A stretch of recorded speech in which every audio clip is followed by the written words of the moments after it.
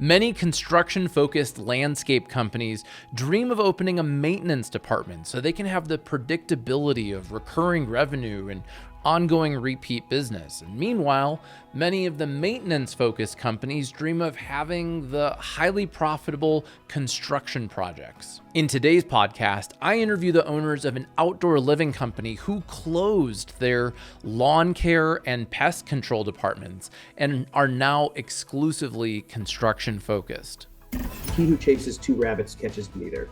Now, I'm not saying you can't run two different types of businesses or three. We were just really laser focusing in on who our ideal client is.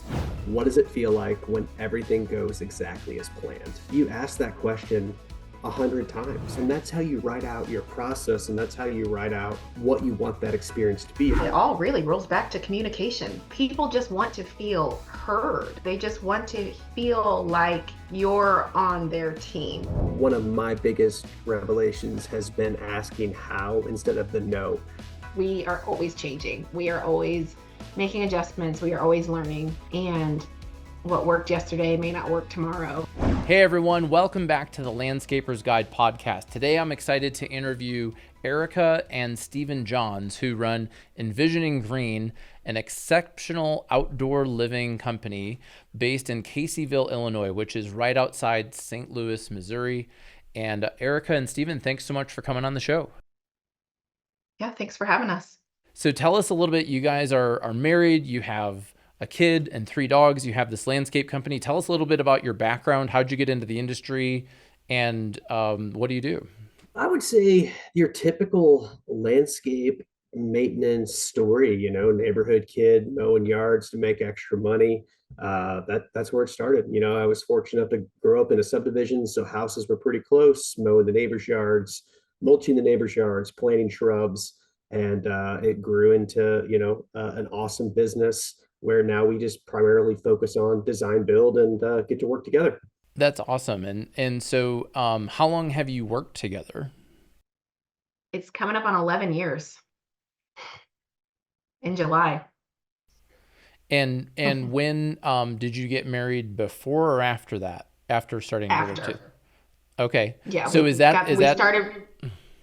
We started working together in July of 2013 and got married, and we were already engaged. We got married in March of 2014. So awesome. Well, very good. So one of the things I was curious about is your approach to setting goals at Envisioning Green. Can you share with me a little bit about that?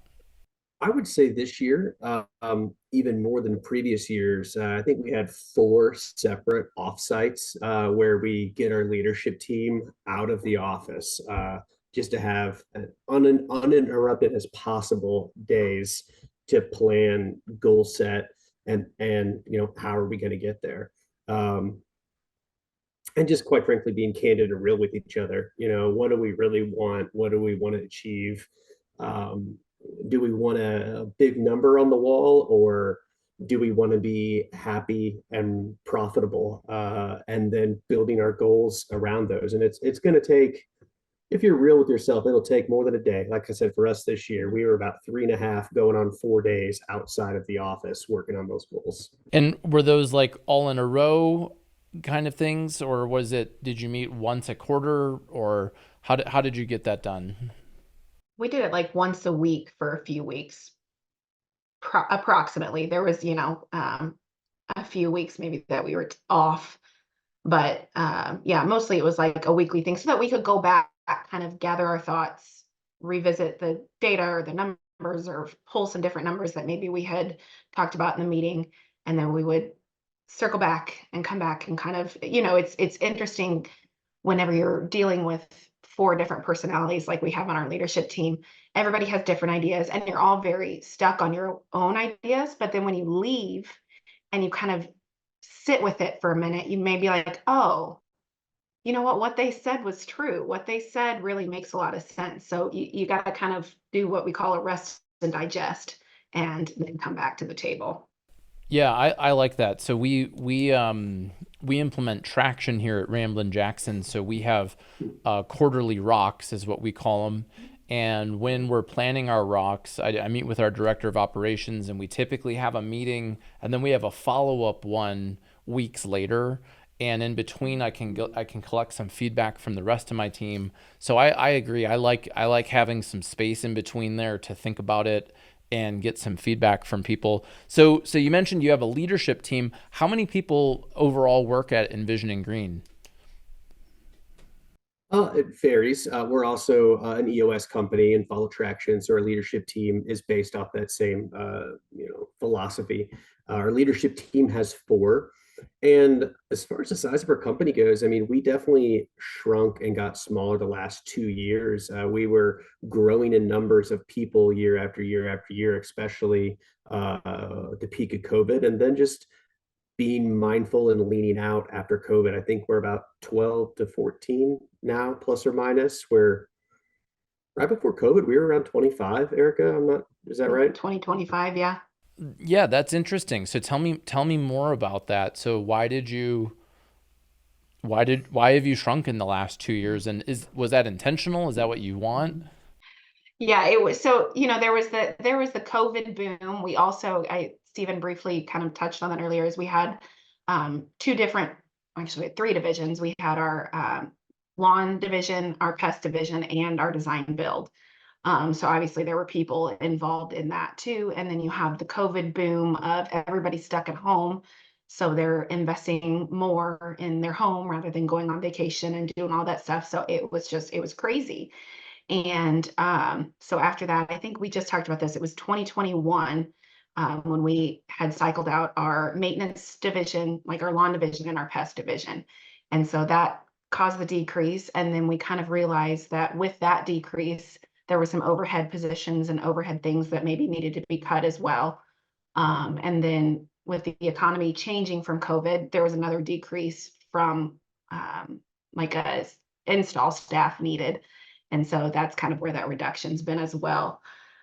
So part of it was intentional, part of it was economy related, but it's all been honestly for the best. Well, that's great. So you went from doing lawn, pest, and design build, and now you're purely design build, outdoor living. Yeah. What's it like? Because there's not as much recurring revenue or repeat customer. Maybe some people do their front yard this year and their backyard next year, or vice versa. What's that like, going from having those recurring services to being project focused? Because many people are doing the opposite. They're like, Jack, I've got outdoor living and now I want to do maintenance and stuff like that. So tell me a little bit, like, what's it like having done the opposite? I'll say the bank doesn't like it as much.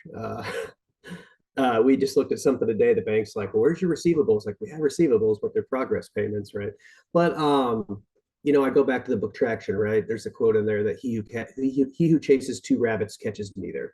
Now, I'm not saying you can't run two different types of businesses or three, but we were just really laser focusing in on our core values and who our ideal client is. And before we knew it, we had multiple core values and multiple ideas of who the ideal client was, and multiple client journeys depending on which business they were being brought into, maintenance or construction. I mean, there's pros and cons to both, and it took a lot of intentionality and uncomfortableness, but also I'm very happy with where we are now. There's a little bit more risk involved, but just really focusing on being laser focused on creating and designing exceptional outdoor spaces.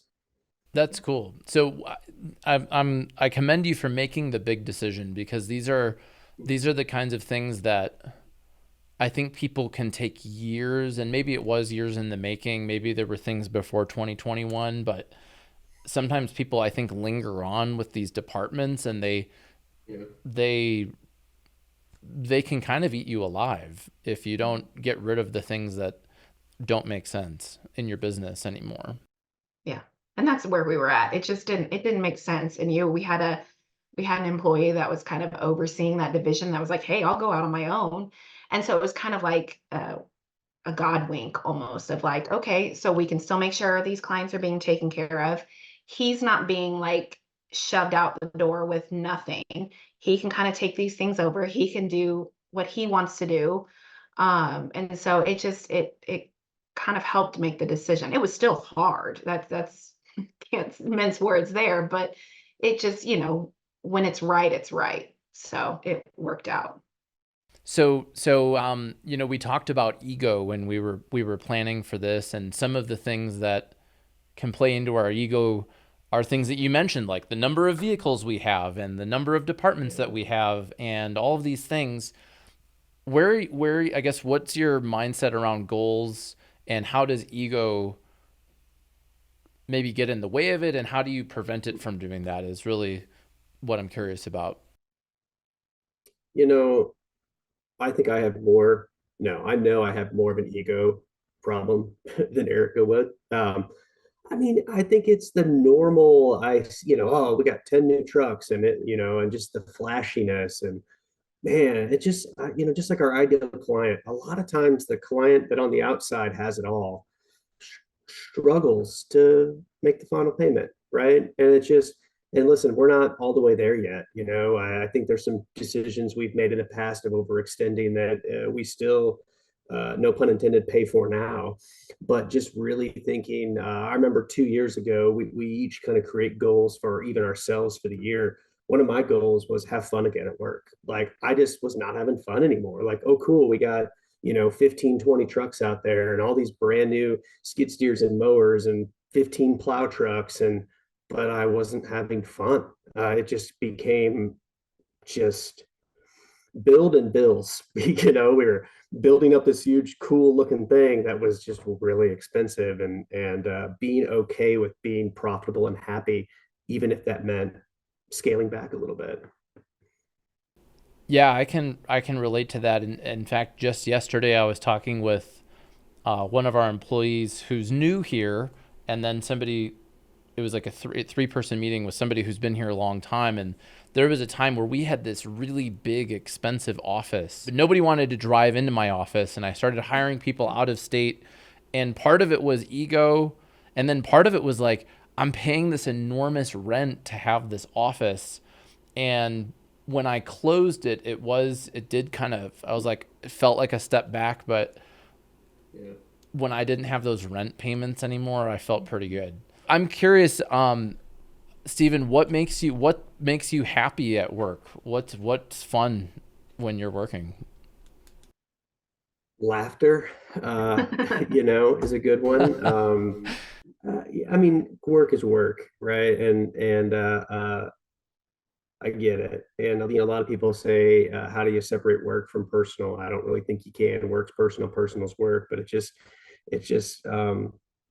it was just always stressful, always not having enough money, always, things. We were just pulled in too many different directions, and um, yeah, just looking back at maybe when we were smaller and bigger smiles that seem more real, right? Versus, just the like I said, the fleet in the background that really isn't making us happy.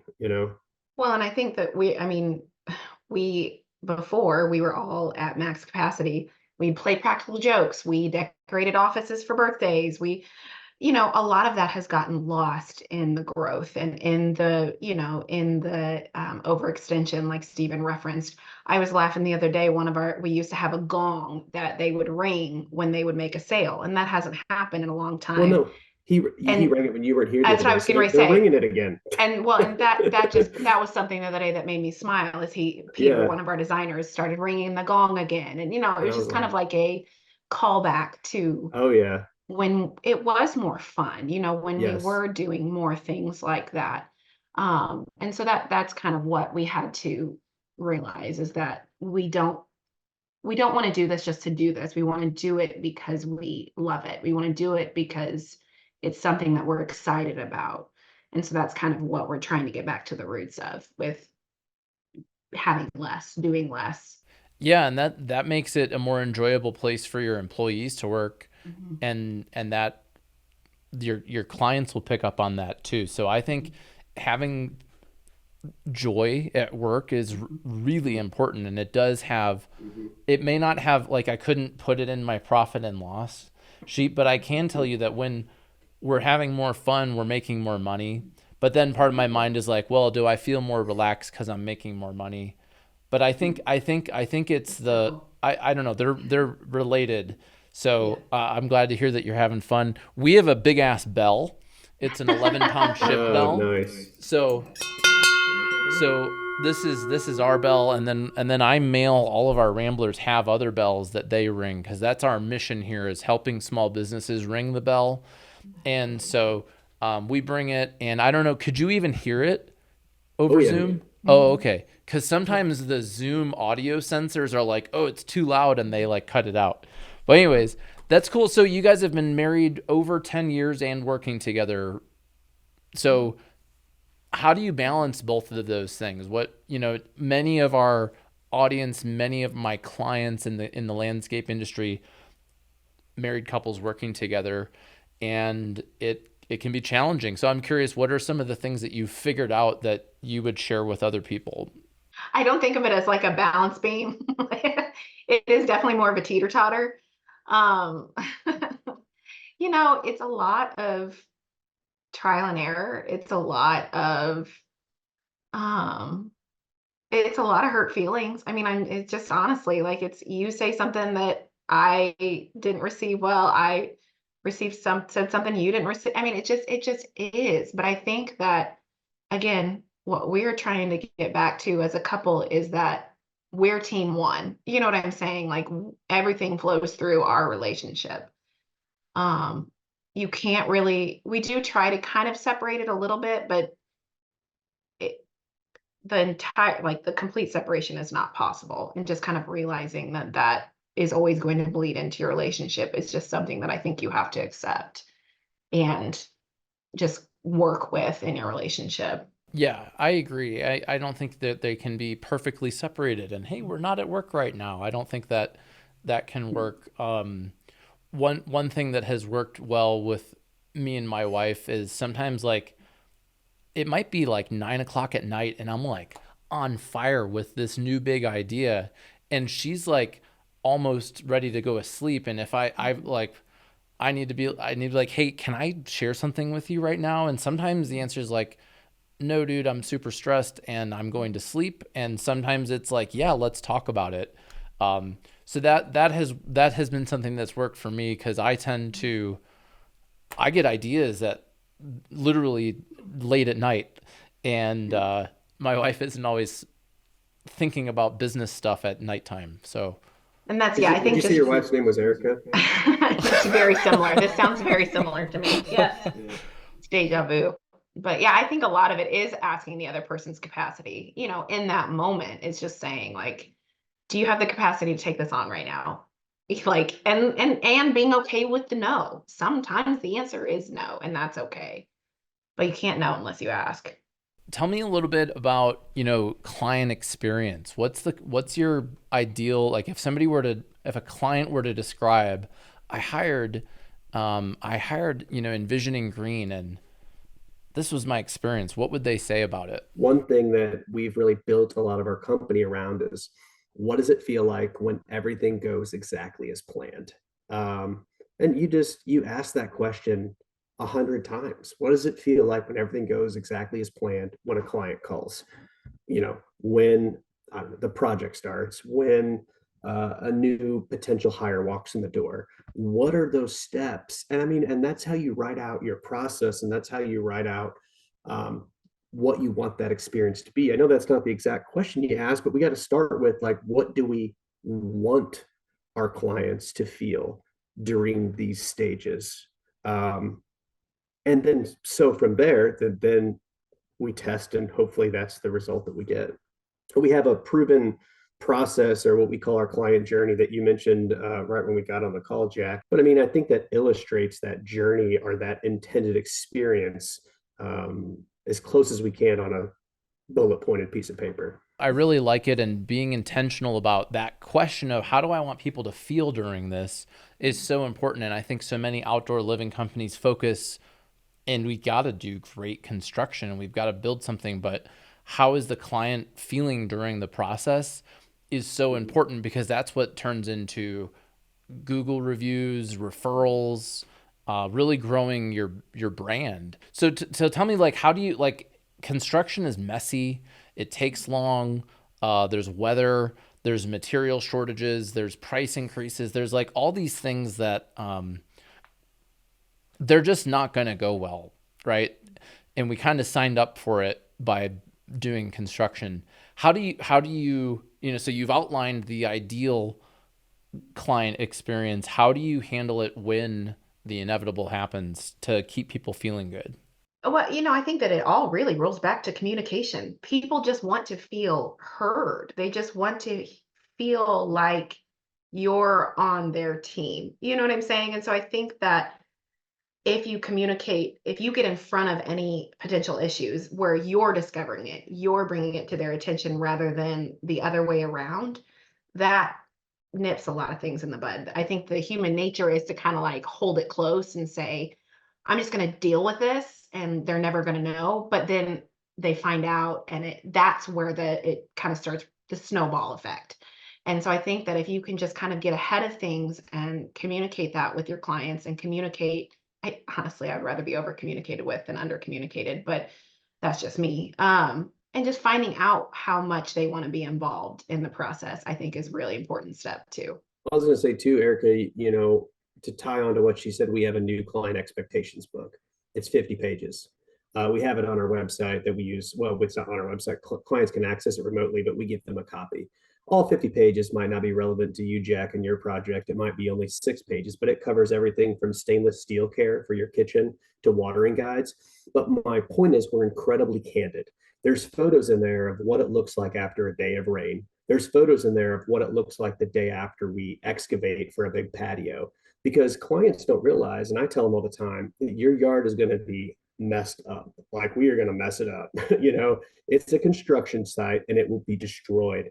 And here are some things and some ways that it might look during that time. But also, when we leave our job site, we also know this is your home. This is where your kids will play. This is where we let your dogs out. So we will also take as much care as possible that you have, somewhere where your kids can play safely on the weekend in the midst of our project. But here's kind of what to expect. Clients don't really know most of the time what to expect in the middle. I agree. They've probably never hired anyone like you, and they probably never will again, right? I mean, I think I'm most of the time people are doing an outdoor living project on their forever home, and they probably, they maybe some of them have done it before, but probably not. So I think telling them up front is really important, and then showing them those photos is a whole other level, because now they can visualize it. Because it's one thing to hear, hey, your yard's going to be muddy, and it's another thing to see that sopping wet mud yard that you're describing. Yeah. So there's a saying that bad news gets worse with age, and I think that's absolutely true in business. It's especially true in construction. Yeah. So I'm curious, you had mentioned you had a question for me about client budgets and how those things are changing. Can you share that question and we can kind of talk through it? Yeah, I mean, I just am curious to see what your experience has been with, the economic changes and kind of like what clients' budgets and expectations are. Because I know you mentioned, we talked about before, that you work with people across the country. So I'm just kind of curious to see what you think about that.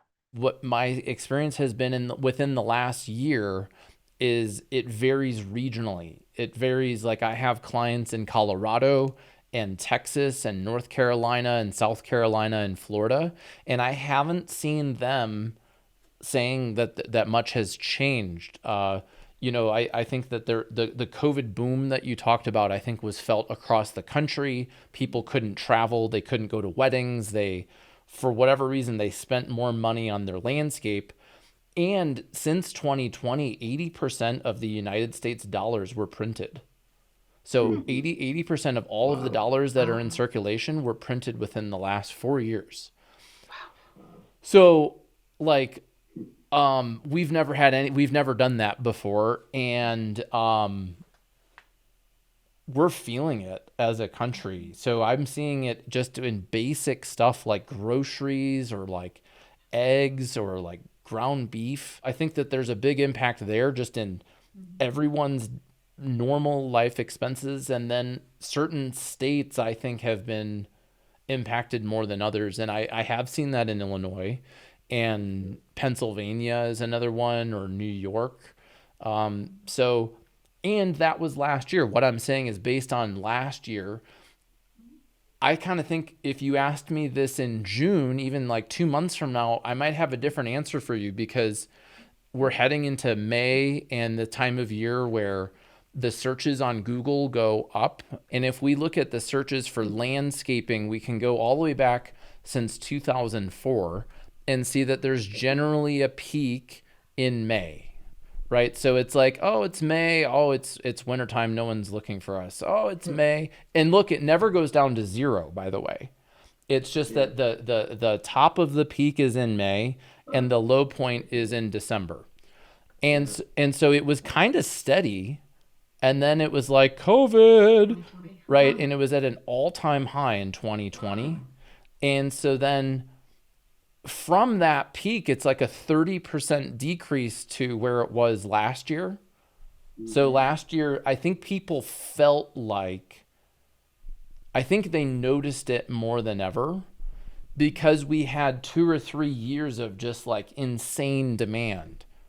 So it's back to roughly where it was before the pandemic. And then that's why I'm saying, like, hey, let's talk after we have the May data and see where it's at. We're feeling a big increase already from last year, but You're I'm seeing, curious. you think it's busier than last year? Mm-hmm. Oh yeah. Our sales numbers alone are 240. I just did it yesterday. It's like 248% higher. Now listen, it's only April 1st, right? So it's, those numbers can be skewed every year when it's only been a couple months, but we didn't sell a $500,000 job in February. You know, I mean, we've sold the normal size jobs, but we're about 240% higher this year than last year in April. Yeah, and I mean, we booked double the amount of appointments. Like it's definitely I'm trending. hopeful. Yeah. Well, so I'm curious, how much of what is the weather like this year versus what was it like last year? Do you remember? Pull up Google Trends. Okay. So I think that last year was, because we look at kind of like what our guys worked, what our billable hours were, and what our non-billable, whatever the guys worked. And we've worked a lot more this year, like, and we've been much more intentional about working only when it's nice this year than we were last year, and we still worked more. So I think weather-wise, it's been a lot nicer. Okay, so it has been nicer. I think so. I feel like it rained a lot last year in like February, March. Well, so Steven, what was maybe one more thing on the topic of goal setting that you wanted to share with today's listeners? Yeah, I would say one of my biggest revelations has been asking how instead of the no. Recently, it sounds crazy. I think already saying it out loud, but we implemented or we're implementing an unlimited PTO option for our team. And my gut reaction is no, like we can't do that, right? But instead of maybe the no, when we're in our goal setting meetings, how? That's intriguing. Like, how could we do that? Tell me more, instead of being so quick to say no.